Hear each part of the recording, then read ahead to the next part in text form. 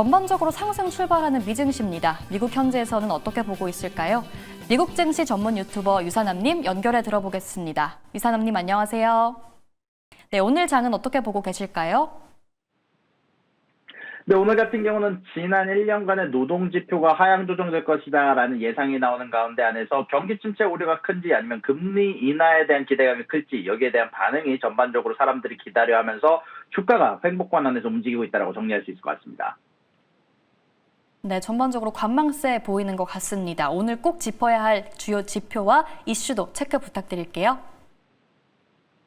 네, 방금 말씀드린 순간 현재 임금 전반적인 노동 지표에 대한 하향 조정이 발표가 되는데요. 일단 91만 1천 건의 하향 조정이 있으면서 전반적으로 예상치보다 소폭 높은 수치의 하향 조정이 있었다라고 얘기를 할 수 있을 것 같고요. 그러고 나서 오늘 추가적으로 나올 스케줄로는 EIA에서 발표하는 단기 에너지 전망치와 3년물에 대한 국제 입찰, 중국의 소비자 물가지수와 생산자 물가지수 발표가 예정이 되어 있고요. 그러고 나서 미 동부 기준으로 오후 1시쯤부터 캘리포니아에서 아이폰에 대한 새로운 발표가 있을 것으로 예상이 되어 있다라고 간단하게 오늘 스케줄 정리할 수 있을 것 같고요. 그리고 오늘 나온 뉴스들 하나씩 정리를 해보도록 하겠습니다. 워싱턴 정가가 다시 한 번 더 앱스타인 파일로 인해서 발칵 뒤집혔는데요. 미국의 하원 감독위원회가 공개한 고 제프리 앱스타인의 유물 속에서 트럼프 대통령이 직접 쓴 것으로 추정되는 친필 메모가 발견이 되면서 백악관과 민주당이 정면으로 충돌하고 있습니다. 트럼프는 이번에 매일이 멋진 비밀이 되기라고 하면서 앱스타인의 50번째 생일을 기념해서 그의 공범이었던 기슬레인 맥스웰이 2003년에 제작한 생일 축하 책에 포함이 됐다라고 발표가 됐는데요. 일단 하원 감독위원회 소속 민주당 의원들은 이 책에 포함된 한 장의 사진을 전격 공개하면서 사진에는 트럼프 대통령이 앱스타인에게 보낸 것으로 보이는 손글씨 메모가 담겨 있었으며 메모는 가상의 대화 형식으로 쓰여 있었고 마지막으로는 생일 축하안에 매일매일이 또 다른 멋진 비밀이 되기라는 문구로 끝을 맺었다라고 얘기를 하면서 사실 지난 7월에 월스트리트 저널이 처음 보도하면서 파문을 일으켰던 바로 그 내용대로 적혀 있었다는 소식이 전달이 됐고요. 여기에 대해서 메모가 공개되자 백악관은 즉각 강력하게 부인하고 나서면서 캐롤라인 레빈 백악관 대변인은 트럼프 대통령은 이 그림을 그리거나 서명한 적이 없다라면서 메모에 있는 서명 역시 대통령의 것과 일치하지 않는다라고 밝혔습니다. 또한 지난 7월 월스트리트 저널을 상대로 제기했던 100억 달러 규모의 소송을 계속해서 공격적으로 진행할 것이다라고 강조를 하면서 트럼프 대통령은 해당 보도를 가짜라고 일축하며 언론사를 상대로 지속적으로 거액의 소송을 제기할 것을 이제 발표를 하게 됐었는데요.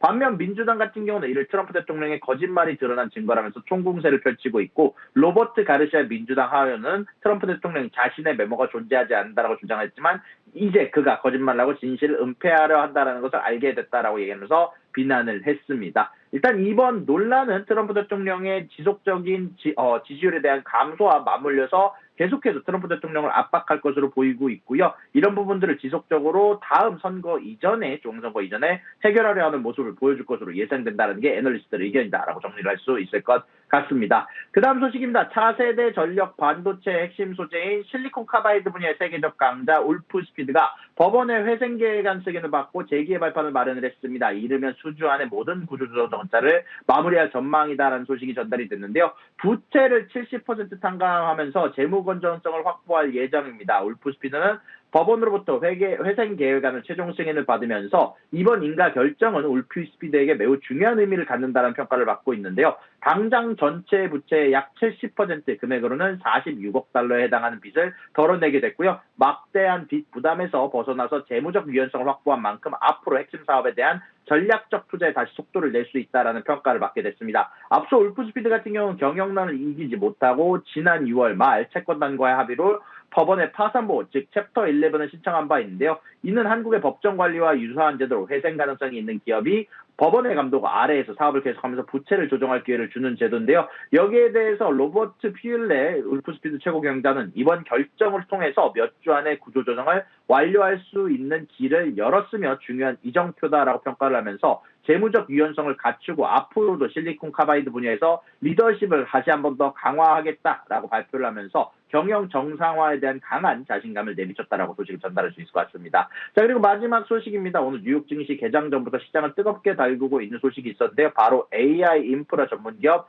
네비우스가 마이크로소프트와 한국 돈으로 약 24조 원에 달하는 초대형 계약을 체결했다는 소식에 주가가 폭등하고 있습니다. 네비우스 같은 경우는 마이크로소프트와 174억 달러에 해당하는 AI 계약을 하게 되면서 주가가 55%가량 폭등을 하고 있고요. 로이터 통신에 따르면 네비우스 그룹은 오늘 마소와 향후 5년간 174억 달러 규모의 AI 컴퓨팅 인프라 공급 계약을 체결했다고 발표를 했습니다. 이 계약은 향후 수요에 따라서 194억 달러까지 확대될 수 있는 조건인데요. 이 소식이 나오자마자 개장 전 거래소 네비우스 주가가 55% 가까이 폭등을 했고 올해 들어 이미 2배 이상 오른 주가가 하루아침에 또다시 수직 상승을 했다는 평가가 나왔습니다. 이번 계약은 전 세계 생성 AI 개발 경쟁이 얼마나 치열한지 그리고 그 기반이 되는 고성능 데이터 센터가 얼마나 절실한지를 명확히 보여주는 사례이고 특히 주목할 만한 점은 이번 계약의 핵심 인프라가 뉴저지주에 건설 중인 네비우스의 신규 데이터 센터에서 공급된다는 사실인데요. 바일랜드에 위치한 이 데이터 센터가 올해 말부터 마이크로소프트의 전용 GPU 즉 그래픽 처리 장치 인프라를 제공하게 되고 마이크로소프트는